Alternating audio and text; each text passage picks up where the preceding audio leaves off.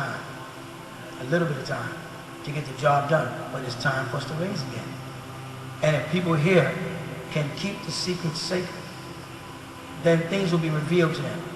As of now, I haven't really opened the doors to ancient Egypt to you and given you the secrets that we have kept sacred for so long in Wasa. It's knowledge that you're supposed to know about yourself and how it all happened. I haven't done it as of yet. I talk about history, I talk about science, I talk about the creation and destruction of the world, but I haven't pulled that elite group aside and passed on those secret words, the word that Asif wanted from Ra so bad. The secret words that the Freemasons have been trying to get that gives you that power of divinity. I can't pass it on until people are ready. And you'll know when you're ready when you become your own judge. You follow? So it doesn't make no difference if you was here 20 years or 20 minutes. If you intend to do the right thing, if you intend to work by spirit and not by body, if you intend to become a part of the rays of the sun's light, it'll be easy and you won't have missed nothing. But if you come here and you just want to be a part of a mystical order because it makes you feel spiritual, you don't take your initiations, you don't follow the instructions, you don't do anything that is subscribed to in lessons, then you're just wasting my and your time. And it's just something else to do. In the Freemason Lodge, there are those that are serious, and there are those that just buy their way through the 3 degrees. You follow? You just read them and they just walk around Master Mason with a ring and a symbol, and they don't even have a clue of the secrets and the hidden meanings of these things. None whatsoever. But they think they do. They belong to a fraternity. They go to the lodge meetings. They go to conventions. They put on the apron. They put on the 3 great lights. They took their Bible, compass, and square, and they learn certain of the triad terms that are used, you know, from degree to degree as they raise. But they don't get none of it, and they never pass the royal arc and turn right. They pass the royal arc and they're hit with a light in their eyes. And that the light I spoke about several times is a blinding light. On this side of intellect, light is blinding. And the way to teach a student is to teach him about the light. Tell him the light is the knowledge, the light is the intelligence, the light is the intellect, the light is the guide, the light is the way, the light is this. But light blinds. Darkness don't blind. And all Freemasons are blindfolded, as I mentioned just yesterday. And while they're blindfolded, in that period that they're waiting in the lodge for someone to remove that blindfold, the inquisitive mind starts to work. In the darkness, their mind starts to speed up, it starts to race. What's going on? What's going to happen here? What's coming up next? What's going on? Who's this? What's that scent I smell? What's this here? This wood? You understand? Why the cable toe? Why my leg, one pants leg raised? Why this? Why that? You follow? That's when they're divine.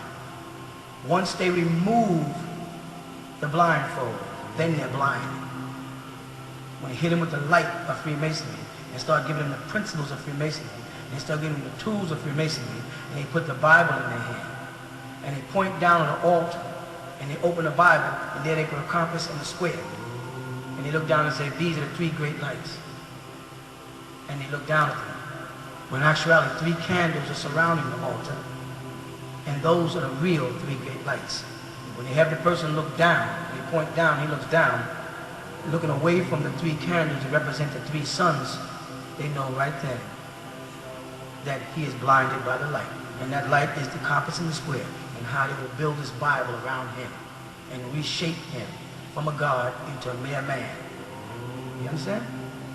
So in our order, all the symbolisms and all of the tools that we use all are geared towards you being able to see in the dark and avoid the beam of the light.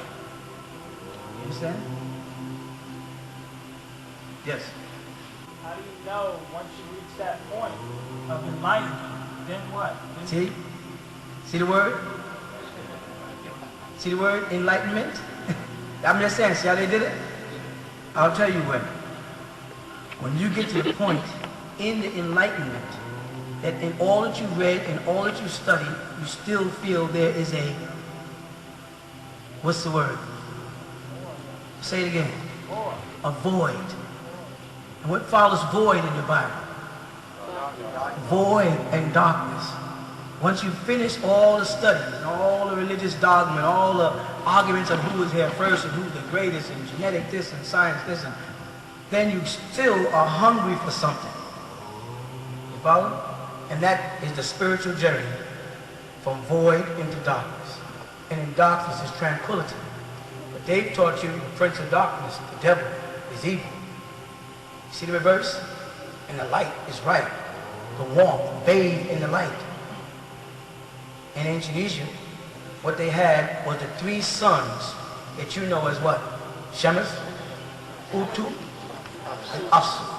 They had them as Atum, Atun, and Amun. And those are the three lights that you see in the Masonic Lodge representing the three candles, or even on the floor of our lodge, the three candles. You only need to light a candle if you're in the, let me ask you about that for a minute. If you're in the dark, are you with me? And the dark is ignorance, absence of intelligence, absence of common sense, evil. How do you have the intellect to know to strike the match? How do you know to light the candle to get the light if darkness is ignorance? So you see where the deception came in. The beings that were in darkness knew about the light. People in light cannot see darkness.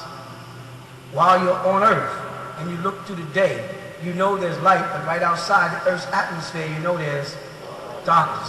Which is more, the light that surrounds the planet or the darkness that is the universe?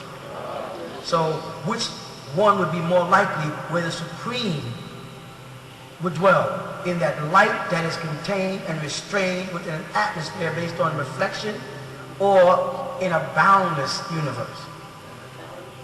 In a boundless universe where darkness is. But there must be intelligence. If that intelligence or if that darkness was transformed into light by combining hydrogen and helium atoms to make them create a cycle, to create a sun, to send out a beam and explode and created solar systems, there was some intelligence involved there. But that intelligence was in darkness, and the results was the light. So void and darkness was intelligent, because even in their Bible it says what? But what does it say before that? In the beginning, God created heaven and earth, and what?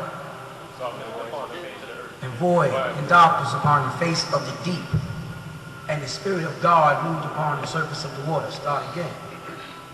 After it was void and darkness upon the face of the deep, and the Spirit of God moved upon the surface of water, the Spirit of God was moving in, and then he said, let there be.